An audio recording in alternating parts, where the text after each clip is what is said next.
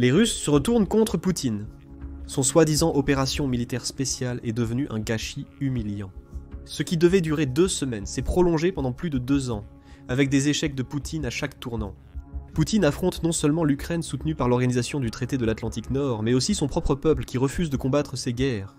Décortiquons comment l'incompétence de Poutine pousse ses soldats et citoyens à se révolter. Commençons par l'événement majeur le plus répandu qui a probablement changé le cours de la guerre. L'invasion de Koursk par l'Ukraine marque un tournant majeur dans la dynamique instable du conflit entre les deux pays. Pendant 30 mois, la Russie était l'agresseur évident, poussant plus loin et plus profondément en Ukraine. Les Ukrainiens étaient poussés à bout, tentant de défendre leur territoire et de repousser les Russes. Bien que la première vague d'attaques, celles qui ont presque réussi à atteindre la capitale ukrainienne de Kiev, ait finalement été repoussée à la fin de 2022, cela n'a pas empêché Poutine de maintenir sa rhétorique et sa stratégie de guerre. Avant l'invasion de Koursk, Poutine avait des objectifs clairs. Prendre autant d'Ukraine que possible, aussi rapidement que possible, et par tous les moyens nécessaires. La rhétorique des reportages des actualités du Kremlin a favorisé Poutine. On a assuré aux citoyens que les Ukrainiens étaient à blâmer pour toutes les petites raisons derrière cette opération militaire spéciale, et que l'armée russe les réprimerait bientôt et ramènerait la Russie à la paix. Ces rapports n'ont réussi que grâce à la façon dont la Russie a soigneusement orienté le récit. Le Kremlin a divisé le peuple russe en 2 groupes. Les citadins, qui vivaient à Moscou et dans d'autres grandes villes loin de la guerre et sans rien à craindre, et la population rurale, qui était à la merci du Kremlin avec plusieurs tours de conscription et des contrats d'enrôlement lucratifs, mais nous y reviendrons plus tard. Ce que l'invasion de Koursk a changé, c'est que la Russie est soudainement devenue le défenseur. L'Ukraine a franchi la frontière qui divisait les 2 pays et a envahi une des régions de la Russie, une qui s'est avérée être lamentablement défendue par les forces russes. Toute l'invasion semblait plus être un rêve fiévreux qu'une véritable campagne militaire. Au début du conflit, le gouvernement et l'armée ukrainienne sont restés silencieux. Il n'y avait pas de reportage pour déterminer si l'invasion avait réussi et quel était exactement l'objectif de cette stratégie en premier lieu. Les premiers rapports provenaient du Kremlin. Ils ont vanté que l'armée ukrainienne a franchi la frontière avec une centaine de soldats et quelques véhicules militaires dans ce qu'ils pensaient être une tentative désespérée de détourner les forces russes du véritable front, les combats en cours dans la région de Donetsk en Ukraine. Les autorités russes ont affirmé qu'elles repousseraient rapidement les envahisseurs ukrainiens et que les forces russes, stationnées campionnés à Koursk, étaient plus que capables de le faire. Peu après, les rapports venant de Russie sont devenus plus suspects. L'invasion semblait avoir progressé et non seulement continué. L'Ukraine a rapidement pris le contrôle de nombreux villages et villes dans la région de Koursk. Alors, qu'est-ce qui a provoqué ce changement? La réponse est plutôt simple. Conscrits. À Koursk, l'armée utilisait des nouvelles recrues, plutôt que des soldats professionnels sous contrat pour occuper les positions défensives.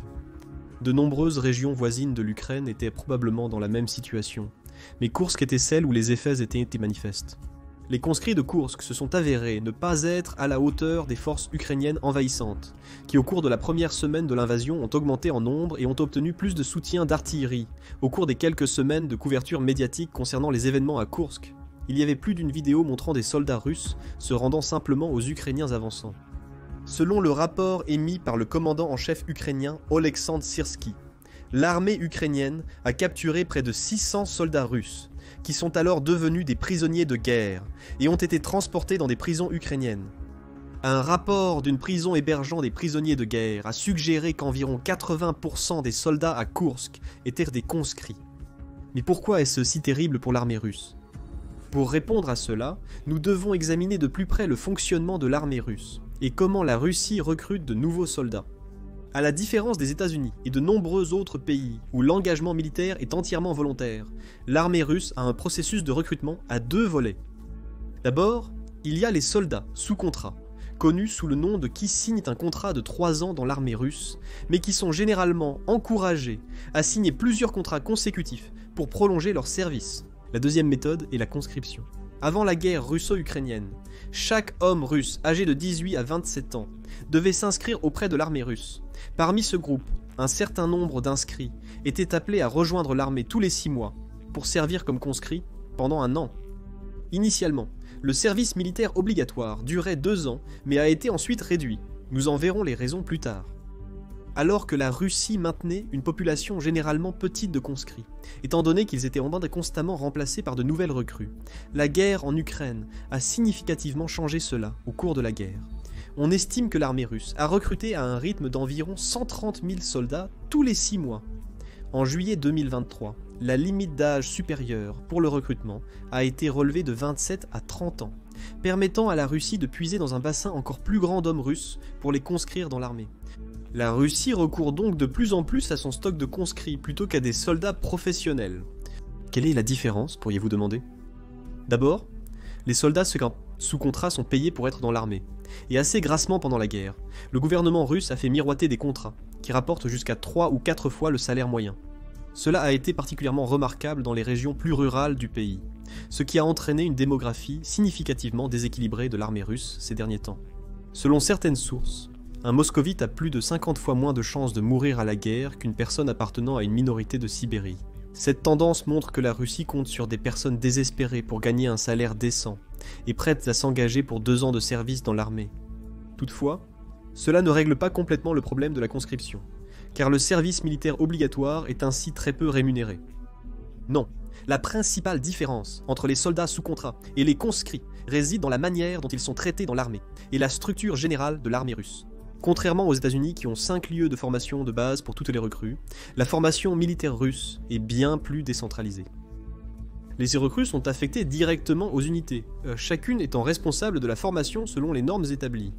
Cependant, cette décentralisation a conduit de nombreux officiers à contourner les régimes de formation qu'ils imposent, créant une grande variance d'expérience et de formation entre chaque unité.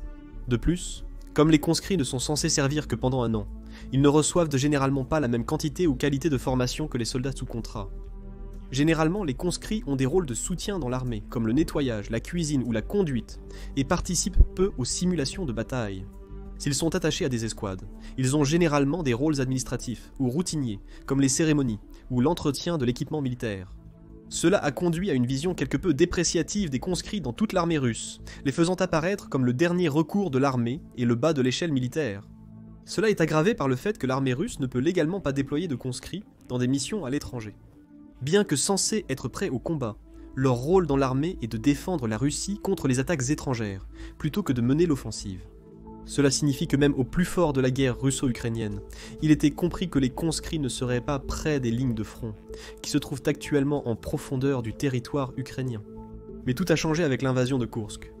L'Ukraine est soudainement passée à l'offensive sur le territoire russe, plaçant les conscrits mal préparés et sous-équipés au centre du conflit. En tenant compte de tous les points précédents, il est assez clair de voir exactement pourquoi il y a eu une vague de reddition à Koursk, et pourquoi l'armée russe a échoué à monter une défense significative dans la région. Avec les vannes du territoire russe ouvertes, Poutine a maintenant tous les moyens et motifs pour envoyer des conscrits défendre la Russie, ce qui est un précédent dangereux, vu ce qui est arrivé aux conscrits lors des campagnes précédentes. Pour cela, nous devrons remonter à l'époque où l'Union soviétique existait encore. Pendant l'époque soviétique, l'armée russe comptait plusieurs millions de soldats conscrits, ce qui en faisait l'une des plus grandes armées de conscrits au monde. Contrairement à aujourd'hui, ces conscrits pouvaient être facilement mobilisés pour tout conflit. Ils ont fini par être déployés pour combattre en Afghanistan entre 1979 et 1989. Surnommé le Vietnam de l'Union soviétique, la guerre a contribué à la chute de l'Union des républiques socialistes soviétiques, mais avec de lourdes pertes. Au moment où l'Union soviétique s'est retirée d'Afghanistan, on estime qu'elle a perdu 15 000 soldats. Bien que ce nombre soit insignifiant par rapport aux pertes dans la guerre actuelle, la mort de ces soldats principalement conscrits a conduit à une vive mécontentement envers le régime soviétique et les institutions publiques. Les soldats qui ont survécu à la guerre ont rapidement été oubliés au milieu des changements radicaux apportés par la chute de l'Union soviétique et ont cherché à prolonger leur carrière militaire ailleurs. Lorsque Poutine est arrivé au pouvoir, les vétérans afghans ont été réintégrés et récompensés pour leur bravoure et leur contribution au pays. Ces mêmes vétérans sont devenus de fervents partisans du régime de Poutine, et peut-être une partie de la raison pour laquelle l'armée était si prête à mener des opérations offensives à l'étranger.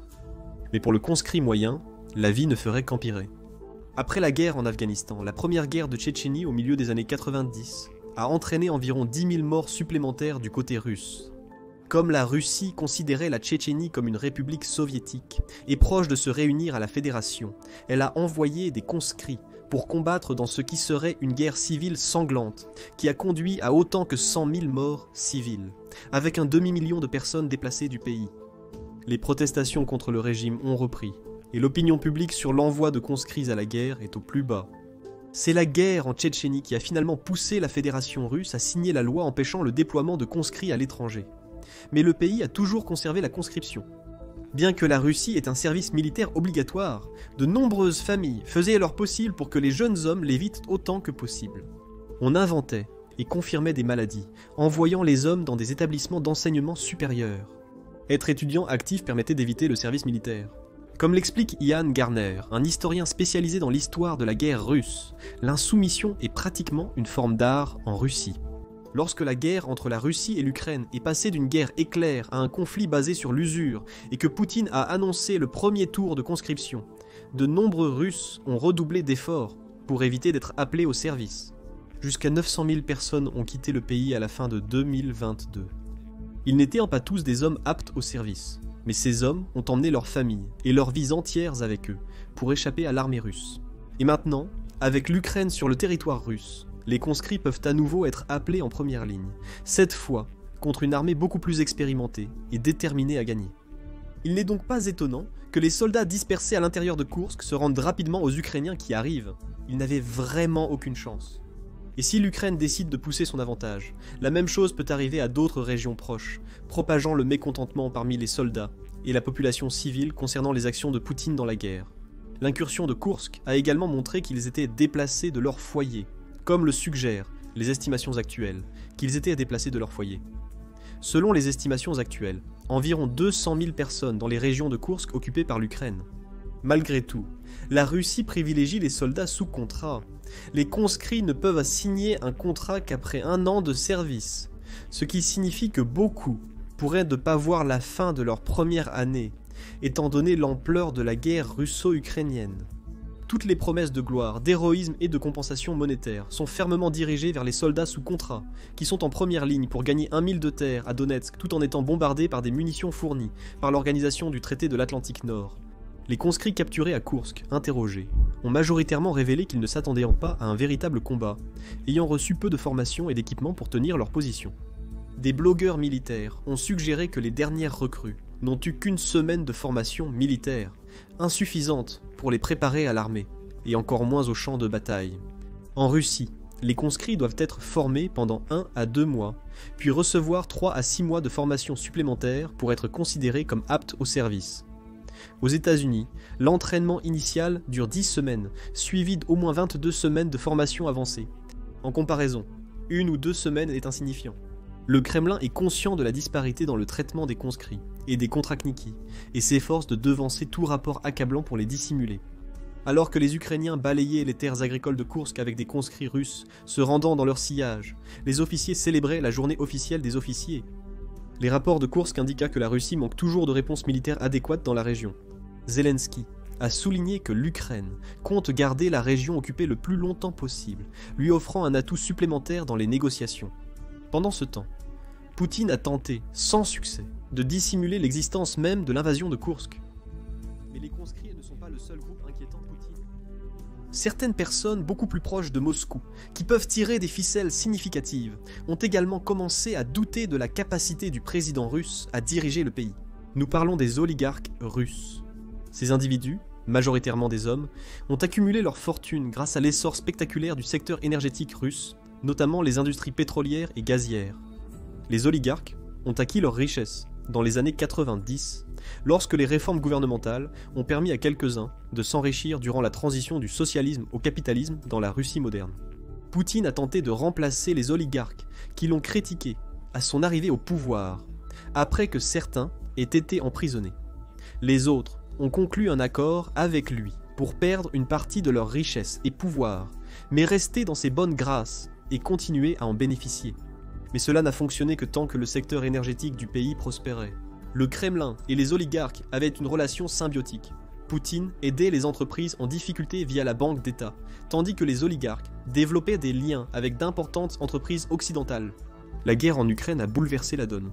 Du jour au lendemain, la Russie a perdu de grands partenaires commerciaux et s'est empressée de signer des accords avec la Chine et l'Inde pour compenser. Les accords avec la Chine étaient au moins avantageux que ceux avec l'Europe, mais ils permettaient de faire fonctionner le pays pendant la guerre. En 2023, le commerce avec la Chine a atteint un sommet de 240 milliards de dollars et montre maintenant une légère baisse. Incertains de la durée que cela prendrait, les oligarques saoudis sont restés silencieux sur la question, cherchant toujours à voir les implications économiques de l'invasion.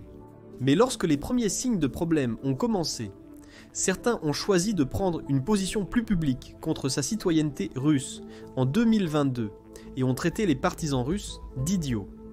Tinkov est probablement le premier de nombreux dominos à tomber autour de Poutine. Certains oligarques, comme Mikhail Friedman, cofondateur de la plus grande banque privée russe, se sont limités à des critiques symboliques et des grognements.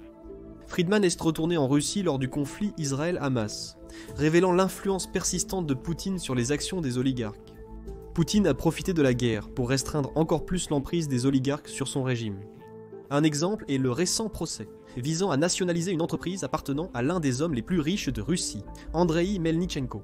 Avec la Russie sous de vastes sanctions de l'Occident, de nombreuses entreprises appartenant à des oligarques comme Melnychenko n'ont plus les mêmes connexions économiques qu'avant la guerre. Cela les rend étonnamment faciles à contrôler pour l'État russe, ainsi que pour les personnes qui les possèdent en conséquence. Mais les oligarques sont probablement aussi dans le coup. Souvenez-vous, on avait parlé de ceux qui se sont enrichis dans l'énergie. Ce secteur ne se porte pas très bien actuellement. Les frappes ukrainiennes répétées sur les raffineries clés ont provoqué des déficits généralisés en pétrole et en gaz raffiné.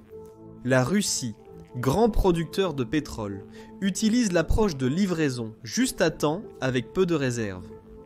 Une chute soudaine de production, comme le bombardement d'une raffinerie en Russie occidentale, peut perturber le flux de ses ressources. Cela impacte le commerce et l'économie interne. En réalité, la Russie a perdu près de 15% de sa capacité de raffinage du pétrole l'année précédente, poussant le gouvernement à cesser d'exporter du carburant à tous, sauf 4 ex-pays soviétiques, jusqu'à fin 2020, 4 voire 2025 selon certains analystes. De plus, la Russie a demandé au Kazakhstan de créer une réserve de 100 000 tonnes d'essence qui peut être fournie à la Russie à court préavis. Bien sûr, cela ne signifie pas que les oligarques russes ont vraiment perdu beaucoup pendant la guerre. Bloomberg a publié une liste d'une douzaine d'entreprises qui ont collectivement gagné plus de 11 milliards en 2023 seulement, grâce au paiement de dividendes. L'argent a continué à affluer dans les poches des oligarques, bien qu'en quantité légèrement réduite d'autres sources. Cependant, les efforts de Poutine pour affaiblir certains des plus grands gagnants et l'impact des attaques ukrainiennes sur le commerce pétrolier et gazier établissent un précédent risqué pour les oligarques du secteur. Comme le secteur de l'énergie est responsable d'environ 20% du produit intérieur brut du pays, les annulations constantes d'accords commerciaux et les interdictions d'exportation sont vouées à créer des déficits à long terme. Les sanctions occidentales restreignent aussi la protection des oligarques sous Poutine. Avec les liens qu'ils ont tissés rompus par les sanctions, Poutine pourrait trouver l'ancien stock d'oligarques inutiles pour maintenir la façade d'un soutien universel dans le pays. Pour empirer la situation de Poutine, l'Ukraine a intensifié son offensive, risquant d'aliéner davantage les oligarques et la classe moyenne. Le 10 septembre 2024, l'Ukraine a lancé sa plus grande et plus ambitieuse frappe de drones à ce jour. Plus de 140 drones ont été déployés pour frapper en profondeur le territoire russe. L'attaque est la deuxième du genre, après la frappe précédente du 21 août, avec 45 drones. La cible principale, Moscou. Alors que la frappe initiale d'août a été entièrement interceptée par les défenses anti-aériennes russes, la frappe de septembre a tué au moins une personne et détruit des dizaines de maisons dans le centre urbain de la Russie. Le chaos qui a suivi a dévié 50 vols arrivant à Moscou. C'est la première fois que l'Ukraine frappe la capitale russe, et c'est probablement un présage des attaques à venir. Les frappes de drones ukrainiennes ont envoyé un message clair à Poutine. La Russie n'est plus en sécurité. Les attaques peuvent avoir un impact profond sur les communautés moscovites, jusqu'ici épargnées par la guerre. Les récents gains territoriaux de l'Ukraine en un mois, surpassant ceux de la Russie en 7 mois, combinés aux attaques en territoire russe, créent un précédent risqué pour Poutine. Le Kremlin pourrait bientôt être incapable de cacher la vérité sur la guerre. Si les problèmes de conscription persistent, la Russie pourrait devoir puiser dans une ressource inutilisée depuis un moment, les classes moyennes et supérieures des grandes villes. Cela représente, de façon inattendue, une nouvelle attaque envers les oligarques russes. Alors que les Russes fortunés pourraient pas se contenter de regarder l'action depuis les coulisses et d'amasser de l'argent, ils sont maintenant dans une situation vraiment délicate. Les entreprises russes sont menacées de saisie par le gouvernement, leur trésorerie est étranglée par les interdictions d'exportation, et leurs enfants pourraient être sacrifiés pour l'ego de Poutine. Même la nouvelle élite russe commence à ressentir la douleur. Comme le secteur de l'énergie est en plein essor depuis un certain temps, cela a provoqué une réaction en chaîne d'autres secteurs qui sont à la traîne. La Chine a pris les rênes et créé des quasi-monopoles pour les biens de consommation, allant des smartphones aux voitures en passant par le matériel agricole. En affaires, si c'est moins cher d'acheter à l'étranger. C'est ce qu'on fait en tant que tel. Poutine est en route de collision avec les mêmes personnes qui ont soutenu son emprise sur la politique russe. Si Poutine fait un geste ouvertement agressif, les oligarques pourraient devenir assez désespérés pour l'évincer définitivement du pouvoir. En définitive, Poutine est sur le point de perdre le soutien de quasiment tous les Russes, du moins ceux qui peuvent directement influencer la guerre en Ukraine. Si un domino tombe, Poutine devra intensifier ses efforts en Ukraine pour finir la guerre avant qu'il ne soit trop tard. Sur le papier, la Russie a encore les ressources pour surpasser l'Ukraine dans une guerre d'usure. Après tout, malgré près de 700 000 pertes de troupes au cours des 30 derniers mois, l'Ukraine a elle-même perdu près d'un demi-million de soldats, et la Russie a 2 fois plus de population à jeter dans le hachoir à viande. Cependant, l'entrée de l'Ukraine en territoire russe a renouvelé le soutien de l'Occident, avec les États-Unis, annonçant plus d'aide avant la fin de l'année. Malgré les menaces persistantes de la Russie de déployer des armes nucléaires contre l'organisation du traité de l'Atlantique Nord, celles-ci se sont révélées vaines jusqu'à présent. L'Alliance pourrait être incitée à envoyer des équipements militaires plus sophistiqués en Ukraine, certains ayant été freinés par les mêmes menaces nucléaires. Le premier lot de 65 avions de chasse F-16 a déjà pris son envol dans le ciel au-dessus de l'Ukraine, et Zelensky pourrait maintenant avoir juste assez de levier pour en demander plus. Si Poutine ne met pas fin à la guerre rapidement, quelqu'un d'autre le fera pour lui, probablement pas en sa faveur. Et qu'en pensez-vous ? Combien de temps la guerre va-t-elle continuer et Poutine restera-t-il président de la Russie par la suite ? Faites-le nous savoir dans les commentaires ci-dessous. Merci de regarder. Allez maintenant voir comment l'invasion de l'Ukraine a retourné les civils russes contre Poutine, ou cliquez plutôt sur cette autre vidéo